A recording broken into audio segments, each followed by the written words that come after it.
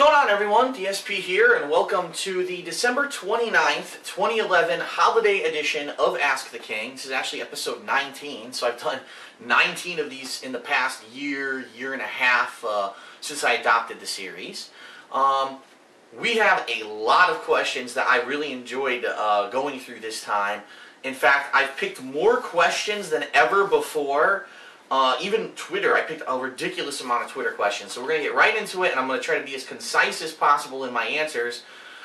It's going to be a long one, let's put it that way. But I think it's going to be a good one. Some interesting questions. Alright, so the very first question is from LTD73, and he says, what is the first Christmas present that you remember getting? And wow, what a question, because this is going really far back. I would have to say probably the first Christmas presents that I remember getting would be a combination of either He-Man action figures, Masters of the Universe action figures, or Transformers, action figures. Because when I was very young, those were the two big hip things that were popular on TV. Later on, it would have transitioned over to G.I. Joe, and then later on Teenage Mutant Ninja Turtles. But when I was very, very young, it was all about He-Man or Transformers, one or the other. And I'm probably going to have to say I'll go with He-Man, because He-Man, I believe, for me, I was into a little bit earlier than I was into Transformers. So it probably would have been some He-Man action figures. Maybe I had all the things like Snake Mountain, Castle Grayskull, all those, action figure play sets. Over the years, I accumulated many of them. The biggest and best one I remember getting was Eternia, where it had a bad side, a good side, and it had... it was huge. It was humongous. It was probably bigger than the camera. It was this fucking big. It was just humongous. It took a while to build, and you could have 20, 30 action figures fighting on it. It was crazy. It was the biggest thing I've ever seen for action figures in my life. It was just crazy. But probably, like I said, it would be something Masters of the Universe related. Would have been my first Christmas present that I can actually remember. Okay, next question. Hey DSP, if you were to be asked to be part of that guy with the glasses team, would you accept it or no, and how would you feel about it? And that's from Decoy111. Well, first of all, I actually was going to be part of the ThatGuyWithTheGlasses.com team. If you don't know what that is, it is a popular website, ThatGuyWithTheGlasses.com. Has Doug Walker, he's the main guy, he's the nostalgia critic, but he has a separate team of people called Blistered Thumbs who do gaming-related footage. This is actually the team of people I was supposed to be involved with a year ago when I was on Blip TV. When I left YouTube temporarily for that month or so. And I had a meeting with them, we were in talks, we were basically okay, by the end of January we're going to put you on the schedule, so you're going to be viewed on our website, you're going to be officially part of the team, we're going to be talking about you, so definitely put your stuff up on Blip, which I had already been doing. And kind of funny, because when this was all happening, I started paying attention to Blip TV, obviously, in the stats, and what I found was that in the daily stats of Blip TV, I was the number 2 guy on Blip TV. Number 1 was Doug Walker with his Nostalgia Critic videos and holiday videos that he puts out, but I was number 2, meaning I was beating everyone in Blistered Thumbs, some of them combined, even the biggest people who from That Guy with the Glasses, like Spoonie, Linkara, all the people who do the Blistered Thumb stuff like Juwario or whatever. I was beating all of them massively in views. So, would it have even benefit me to join with those guys? I don't know, but I don't care. It was nice. I used to watch those guys' videos. I was entertained by them. I thought they were good people, and all this was in the works to happen. And then, as you know, I got kicked off of Blip TV due to trolls sending fake complaint emails to Blip TV, and it just all spiraled out of control. And I actually never heard from them again. It wasn't at the end of January when I got kicked off Blip, I got an email and they said, "Oh, Phil, sorry to hear what happened. That's ridiculous that these trolls got you kicked off.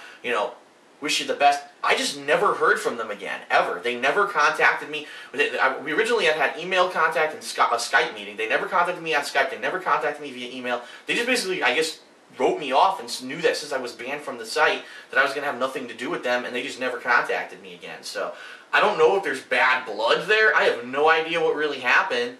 But the bottom line is, I wouldn't be able to work with them because those guys work exclusively on Blip TV. And just so everyone knows, I'm now making way more money on YouTube than I was on Blip.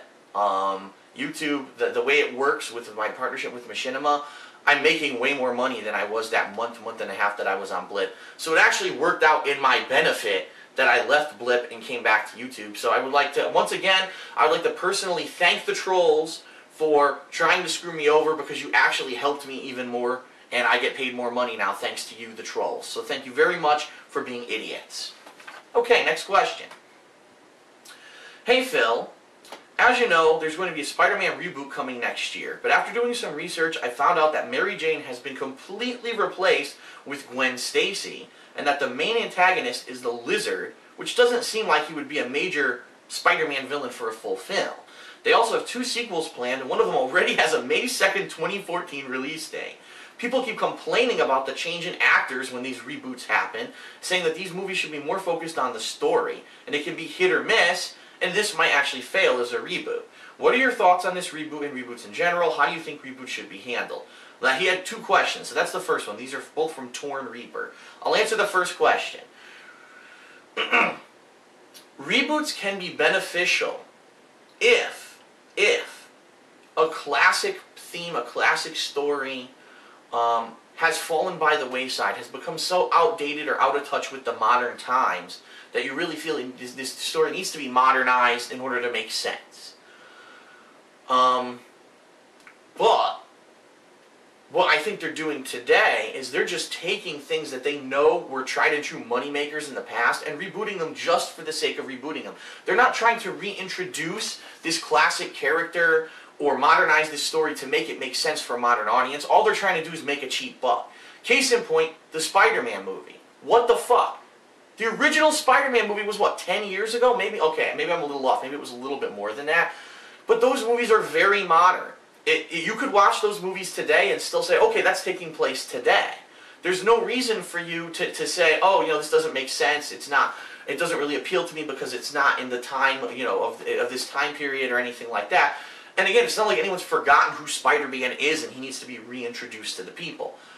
A Spider-Man reboot this quickly after the original Spider-Man trilogy movies is preposterous. It's completely a cash-in.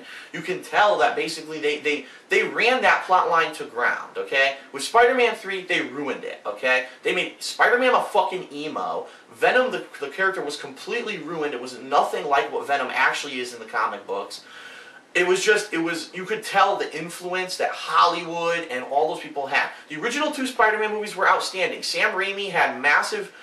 Sam Raimi was the director, by the way. He had massive creative control. He lost that control in Spider-Man 3, and the movie went off the rails, and it fucking sucked, okay? Now, all of a sudden, they knew they couldn't make a Spider-Man 4 because everyone panned Spider-Man 3 and said how bad it was. So they said, oh, quick, make another quick buck, reboot the series, and start over again. Like, no, you can't do that. You can't keep constantly rebooting the same thing. The Incredible Hulk now has an Ang Lee version. Then there was one that was just recently. And then now they're going to do another one because they want to do the Avengers movie, so they're going to reboot him again. Like, what the fuck? You can't... You dilute the character, you confuse people on what is the story of this character. Now here you go, they're rebooting Spider-Man, but he's not with Mary Jane, he's with Gwen Stacy. Well, if you're a follower of Spider-Man, you know that actually, in the comic books, he was a girlfriend with Gwen Stacy first, then he ended up going out with Mary Jane later on.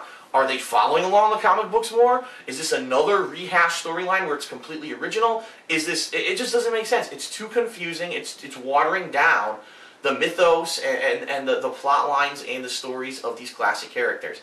Again, same thing with these horror movies. Halloween, Friday the 13th, Nightmare on Elm Street, they don't need to be rebooted. They're still kind of... Like, if we watch it, Camp Crystal Lake, anything that you saw in any of those movies, sure, they're kind of dated because of the clothing or whatever, but that shit could happen today, too. So, there's no reason for these reboots. They're just cheap money cash-ins.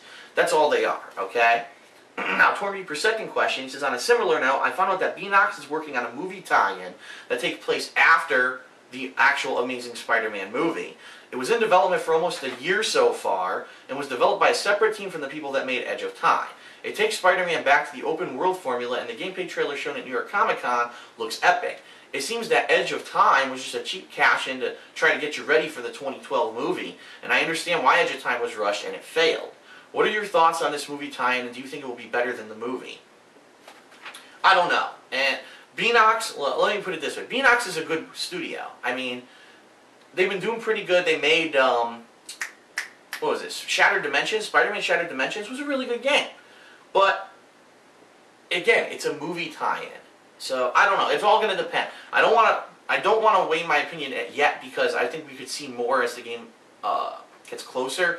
But all I know is I saw the trailer, and the trailer looks fucking horrible. Spider-Man fighting Spider Slayer robots. Doesn't appeal. It just doesn't appeal. The Spider Slayers were like a side fucking storyline in the Spider-Man comics. It's not even a main Spider-Man villain, so I don't know. Whatever. Anyway, next question. What are some of your most, sorry, I'm just checking my timer. What are some of your most anticipated games of 2012? Really quickly, because I don't want to spend too much time on this. I tell you right now, my most anticipated game is Mass Effect 3. That's a no-brainer. I love the series. I played the first two. Loved the hell out of them. I can't wait to play Part 3. Twisted Metal. I'm loving to see that game come back. I was excited since I saw the first trailer, and I can't wait to get my hands on it. There are a couple other things that, you know, it's nothing really that jumps out at me. I do think, if you want my honest opinion, I do think that 2012 will be a slower gaming year than 2011 was. I think 2011 was a huge year with a lot of huge blockbuster releases. Maybe the only other thing would be to the Tomb Raider reboot. If they're going to take it seriously and put it in HD graphics and make it more of a Uncharted style game, it may be a big success. So we'll see. But I'll reserve my judgment. Next, another question a lot of people ask me, what am I looking to accomplish in 2012? Well, for me, 2011 was a year of feeling out whether or not I could do this YouTube thing full-time and if it was going to work out. We now know the answer is yes, as long as the government doesn't fuck us up and start passing these fucking stupid laws to censor the internet and to try to police the internet. So as long as that stuff doesn't happen and the government sticks to their word that they're not trying to destroy YouTube or anything like that, it looks like what I'm doing right now is pretty secure. What I would like to do is keep doing what I'm doing. I don't want to lose what I'm doing right now, okay? At the very least, I want to play all the games that I feel are major releases. Maybe this year, I will take a step back and not play as many of the minor releases. Like, there were a lot of games that I played this year. People were like, why did you even play them? Like, Body Count. You know, I knew the game was going to suck. People knew the game was going to suck. They said, why did you bother with the game? When, you know, most people didn't watch the playthrough, didn't like the game, and there was no reason for me to play it. Understood. I was trying to play every single game this year to see what would happen. What I would like to do is try to diversify myself a little bit more. As you know, I'm already trying to do that with Project 7, which I've revived. Possibly doing some other things, maybe reviving older things, I don't know. But I would like to diversify myself a little bit more. I would like to find other things that I like to do on YouTube that maybe aren't necessarily just sitting down and doing a playthrough of a game. Because you can only go so far with that. And I have creative ideas and things in my head that I want to get out, and just sitting here playing a game doesn't allow me to use all of those things. So there are other ideas and things that I have. Later on, there's going to be a question I believe I put in here about an office, and we will talk a little bit about that when I get to that question. That is one of the goals that I possibly have, that's maybe somewhere in 2012 I can get an office where, wow, now we have a lot of space to film, especially things like Project 7. It'll be a lot easier to have an open area to film. Right now, we're just trying to film like here in my condo and other places. It's very hard, it's confined. And even trying to be professional, have a meeting about, gee, let's brainstorm the plot for this next episode of Project 7. Trying to sit at a kitchen table doing it or whatever, you know, it's silly. You know, a little bit more professional atmosphere is warranted for something like that, and so an office might be in the works. But anyway, I have a question specifically about the office we'll talk about. But for me, it's going to be to enjoy what I'm doing, to continue to be successful in what I'm doing, to keep playing every major game, but to possibly branch out a little bit more and diversify what I'm doing, whether that means doing projects like Project 7, whether that means doing a convention circuit and becoming a major part of the convention circuit. I'd like to diversify myself in some way. That's really where I'm looking to accomplish in 2012. Okay, next question. Hey Phil, I know you said before that you enjoy having fans and meeting them at conventions, but how does it really feel when you find out that a fan of yours only goes to a convention just to see you and talk to you for a moment? Not only that they ask for your autograph and sometimes take pictures of you as well. Can you describe how it feels when something like that happens? That's from BTR Yomega. It's an amazing feeling, obviously, that someone enjoys what I'm doing, you know, that I entertain them so much that they're willing to go to a thing like New York Comic Con or Too Many Games just to meet me specifically, that's an awesome feeling. Now, what I would hope is that these people would understand that if you're at a convention, sure, it's cool to meet that one person who maybe you like a lot or you aspire to or whatever, but you should go and also enjoy the convention. So, for example, perfect example, at MagFest, we're going to MagFest the first week of 2012, and I fully expect we're going to meet some fans there. What I would say is, hang out with us a little bit, sure, but don't make the entire weekend about us. We're not that entertaining of people, okay? What are we going to be doing? We're going to be enjoying. We're going to be playing the arcade games that are going to be there. We're going to be going to the casual room and playing casual video games. We're going to be attending a lot of the concerts that are going to be going on. We're going to be selling stuff at our vendor table, absolutely. We're also holding a panel. We'll possibly participate in some of the tournaments that are going on. There's all kinds of crazy events and panels and things that are going on at MagFest. If you're a fan of video games, there's no reason why you should just be hanging out with us the entire weekend. You know what I mean? I understand that you kind of want to have fun with us, and that's fine, but go out and experience other things. I'm not the only source of entertainment by far on the internet, and there's going to be 100 million things going on at MagFest that you should enjoy for yourself as well.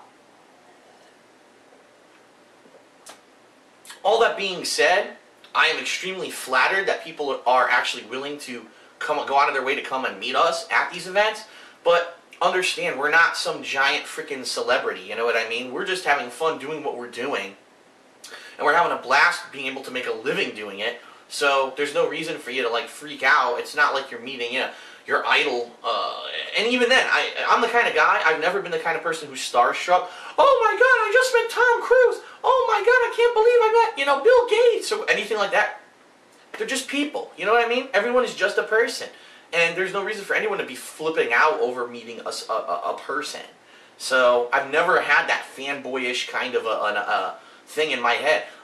It was funny, in high school, you know how they always make you write those papers of who's your idol, who you aspire to be? I never had an answer. I was like, I want to be me. I don't want to be anyone else. I don't get crazy about celebrities and stuff like that. I just want to be me and be successful in whatever I do. It didn't always go over too well because the teacher usually said you should have just picked somebody. But anyway, that's my feeling on the subject. Okay, next question.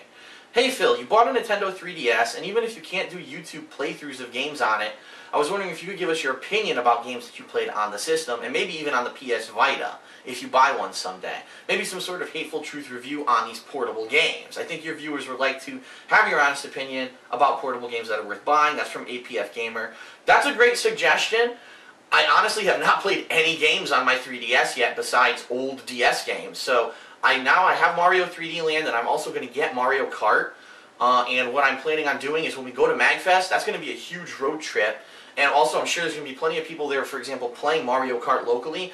I'm going to be playing these games at MagFest, and hopefully I'll come back with some opinion, and maybe I'll do some Hateful Truth reviews on those games. Sounds like a good idea. Phil, I was wondering, how much is rent at your condo, if you don't mind me asking? I live in New Jersey. I was thinking of moving out of my parents' house soon, sometime in 2012. I was wondering how much is rent there. And that's from WWE Gamer 009. Obviously, I can't tell you what rent is because it's different everywhere. I can tell you I don't rent this place. I own my condo. Or maybe I should say the bank does because I have a bank loan out. But technically, I own the condo. And it's a lot of money. Do not move to Connecticut. I'm going to tell you this right now, straight up, unless there's a reason to come here, like there's a job opportunity, don't come to Connecticut. Connecticut is one of the most expensive states in the country, tax-wise. Just everything here is super fucking expensive for no reason.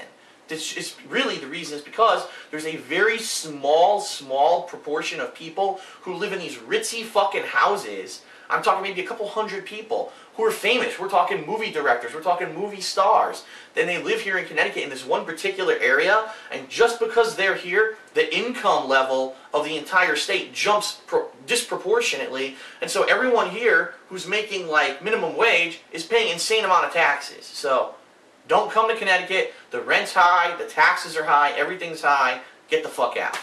Okay. Next question. Hey Phil, I have two questions for you. Firstly, how does being a partner with Machinima differ from being a partner with YouTube? Are there differences in salary or something? First of all, there's no salary. There's no flat rate salary. That's preposterous that they would even do that. The way that it works is, if you have a partnership with YouTube, it's called a Google AdSense partnership. That partnership is based off of two things: the payment structure. Number one, video views, and number two, people who click on your ads. And I can tell you from being a part of that program last year, you make next to nothing on video views. You make a lot of money on video ad clicks. But let's be completely honest with each other here. Who in their right mind would ever click an ad on YouTube willingly?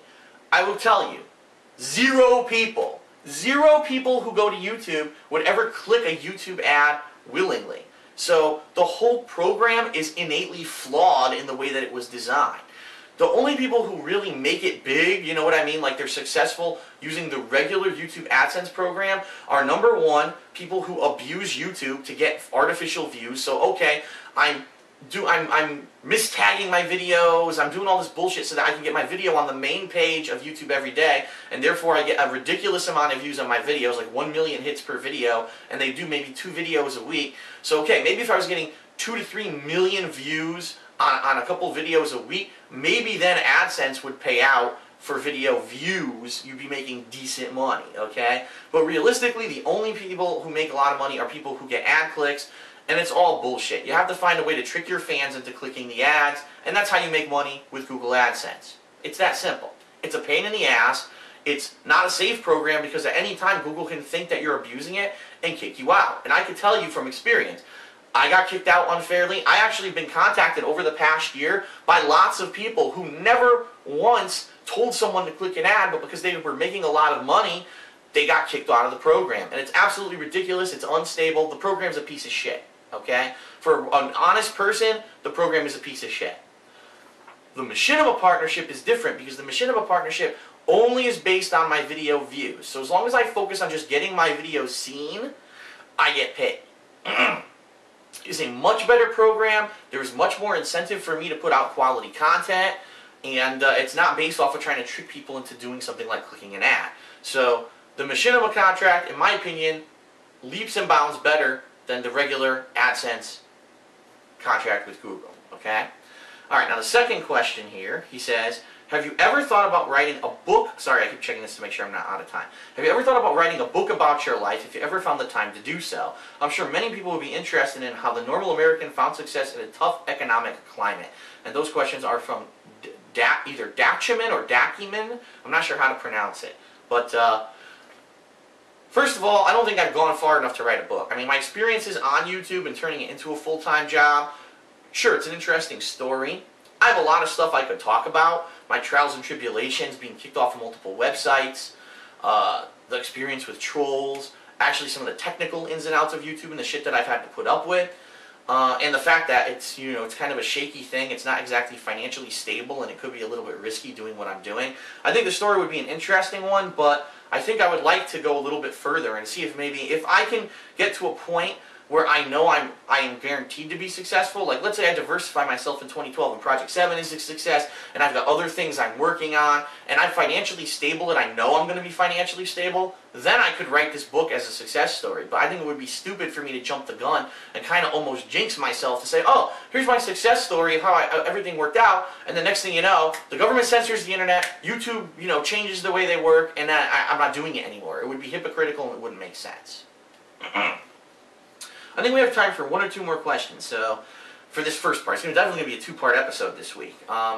Dear Phil, do you like eggnog, and what about fruitcake? I think that they're disgusting, but some people seem to love them on Christmas. That's from Patricio87. Well, first of all, fruitcake, if you have fresh fruitcake, can actually be pretty tasty.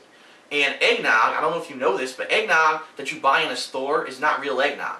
Eggnog is a traditional Christmas or holiday beverage that is alcoholic, including rum and brandy and other kinds of alcohol. So, if you actually have real eggnog, it's an alcoholic drink. It's actually really good, but it's really strong as well, depending on how you make it. I like real eggnog. But the problem is, they have these commercialized versions of these things. You know, a fruitcake that's been fucking made 6 months ago and they sell it on Christmas, it's rock hard, it's a piece of shit. It's disgusting. Eggnog that, you know, sits in a carton on the shelf for 2 months, and it's not real eggnog, it's this thick, milky substance. Of course you probably won't like that as much as real eggnog. But the actual traditional Christmas dishes of eggnog and fruitcake, are, when they're freshly made, are really good. Alright, we'll do one more question. Dear Phil, if Rouge the Bat walked inside your apartment butt-ass naked and offered her body to you, would you have sex with her?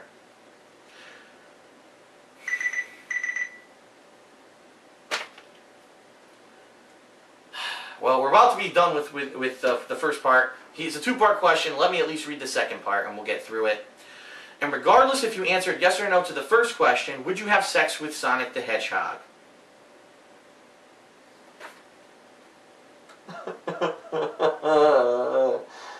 Oh my God.